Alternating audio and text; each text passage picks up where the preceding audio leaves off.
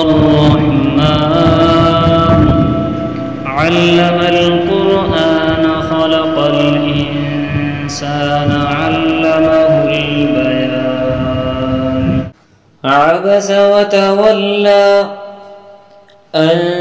جاءه الأعمى وما يدريك لعله يزكى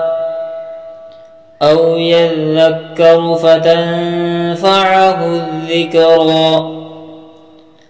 أما من استغنى فأنت له تصدى وما عليك ألا يزكى وأما من جاءك يسعى وهو يخشى فأنت عنه تلهى كلا إنها تذكرة فمن شاء ذكره في صحف مكرمة مرفوعة مطهرة بأيدي سفرة كرام بررة قتل الإنسان ما أكفره من أي شيء خلقه من نطفة خلقه فقدره ثم السبيل يسره ثم أماته فأقبره ثم إذا شاء أنشره كلا لما يقض ما أمره فلينظر الإنسان إلى طعامه أنا صببنا الماء صبا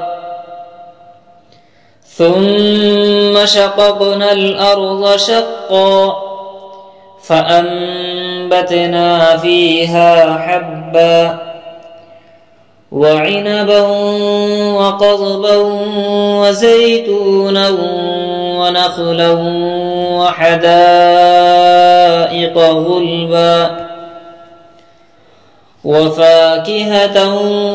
وأبا متاعا لكم ولأنعامكم فإذا جاءت الصاخة يوم يفر المرء من أخيه